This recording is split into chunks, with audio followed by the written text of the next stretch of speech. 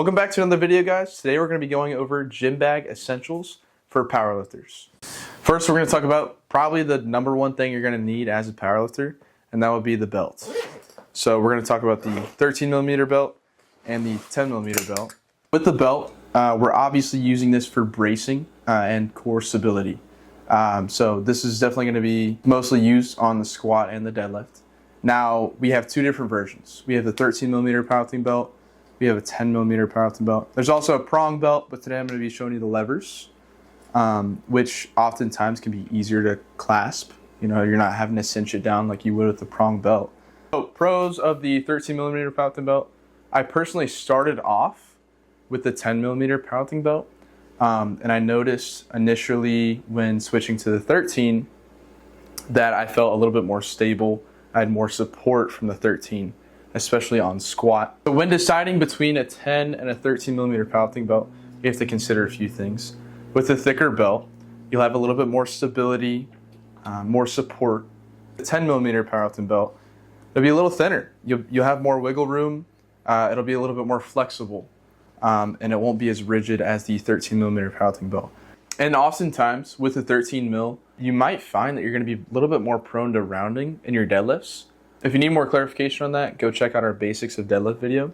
But on the opposite end, with the 10mm powerlifting belt, you know, some lifters find that they can get a better positioning, and they're not fighting the belt to stay neutral. So the next thing that we're going to talk about are our knee sleeves. There are two different kinds of knee sleeves we're going to be talking about, just like the belts: stiff sleeves and soft sleeves. So we're going to wear our knee sleeves mainly for just knee compression, helping out the joints, making our squat feel a little more comfortable with some added benefits like slight rebound out of the hole. So our stiff sleeves are going to be quite a bit more rigid than our soft sleeves. These are normally made at around 7mm, while the soft sleeves are going to be made at 3 to 5mm. You're also just going to get a lot more rebound out of the stiff sleeves, out of the hole. With that said, you'll also get a lot more quad assistance with these. With all that, these are still going to give you all the basic functions of the knee sleeves, the joint compression, and just keeping your knees warm and all that. Now, as for the soft sleeves, we have some SBD ones here. These, like I said, a lot less rigid than the stiff sleeves, 3 to 5mm for these. They're going to give you a little bit less compression than the stiff sleeves, a little less assistance on the quads, but you'll be able to get a lot more range of motion out of these because they're not as restricting. But overall, it kind of comes down to the lifter and the federation. The IPF will be enforcing a new rule come the end of next year where they will no longer allow stiff sleeves and you'll have to use soft sleeves. So just make sure you're being aware of the rules of your federation as well. So the third item that we're going to have in our gym bag for powerlifters is going to be some shoes. Shoes will be required in competition, so it's important that you have the right ones. We have two different versions that we're going to be talking about today, the flats and the heels. So we have some Nike heels, we have some Avances flats. It's important for us to have the right shoes for grip and stability. So we don't want to be slipping while leg driving on the bench, or if you're a sumo puller, you don't want your feet slipping out while you're pulling. So a good shoe is going to be very important. The main difference is flats and heels. The biggest difference is going to be flats are flat on the ground while the heels have that elevated heel.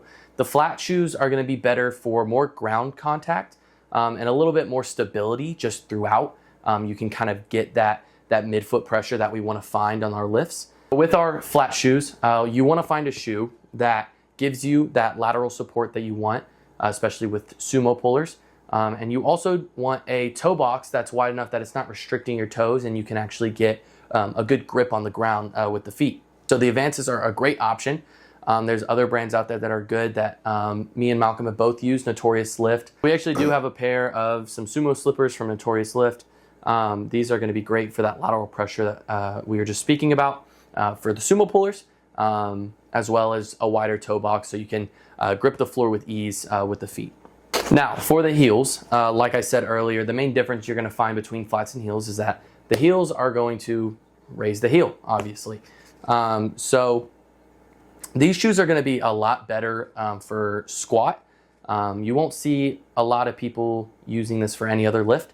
I've seen people use them on bench on the occasion, but most of the time it's just squat. These are going to be great for some extra forward knee travel. These shoes are also going to be a great help with just putting a little more emphasis on the on the quads in the squat, and also helping you keep more of an upright torso. So these shoes are going to be great for squatters who either have very limited ankle mobility or have very long femurs. The elevated heel give you that extra forward knee drive, knee travel, and allow for you to hit depth a little bit easier at competition standard than a flat would. Our last piece on the essentials will be the wrist wraps. The wrist wraps we primarily use in the squat and the bench. There's two types of wraps we use. There's the stiff wrap and there's the flexible wrap. The stiff wrist wrap will do a much better job of keeping your wrist very neutral. So you won't have to do a whole lot of work to keep them in that neutral position, especially on a squat where a lot of the weight is in your hands and really cranking your wrists back. The flexible wrap will do a much better job of allowing a little bit of extension in your wrists, which is something we go for on bench to allow for that optimal stack, which if you need more clarification on, go check out our basics of bench video. Now we're going to get into the extra things that you might want in your bag but aren't essential for powerlifting. Okay, first thing up is the straps. While not going to be used in competition, they can be great in the gym to save your skin if your skin can't tolerate the volume that you're doing on deadlifts or even your thumbs, right? We have the single loop and the figure eights, which I don't really ever recommend the figure eights, but they're fun and they shorten your range of motion a little bit on deadlifts. Okay, and probably the most useful thing I've brought to a gym, especially gyms that don't have chalk, is liquid chalk. Doesn't make a big mess and is very easy to apply. Dries within a minute or so. Definitely recommend carrying this around, especially if you're a hook grip puller or if you're going to a gym that does not have chalk. Next thing will be band. A light resistance band, very, very beneficial for warm-ups, mobility drills, everything you could do to warm up, you could probably do with the band. I've carried this around for many years. You can just buy one on Amazon, buy a pack of them for $10, very cheap. Highly recommend carrying these around, especially when you're at a gym that does not have bands. Okay, essential for powerlifters, especially with coaches. If you need coaching, visit our website, resolutepl.com, for one-on-one coaching options. You need a tripod to send videos to your coach. This one, very compact, $20 on Amazon, unfolds, gets up to like 5 feet tall. Very handy. I recommend all powerlifters with coaches have one. All right, and so for the next one, especially if you're at a gym with a really bad pad on the bench, bring your whole TSS pad from home and put it on. All jokes aside, you can bring a shelf liner. Shelf liner, it's a grippy little mat. You lay it down on the bench, especially if you're at a gym with smooth benches. The shelf liner can apply that grip that a competition bench would already have if you don't have access to a competition bench.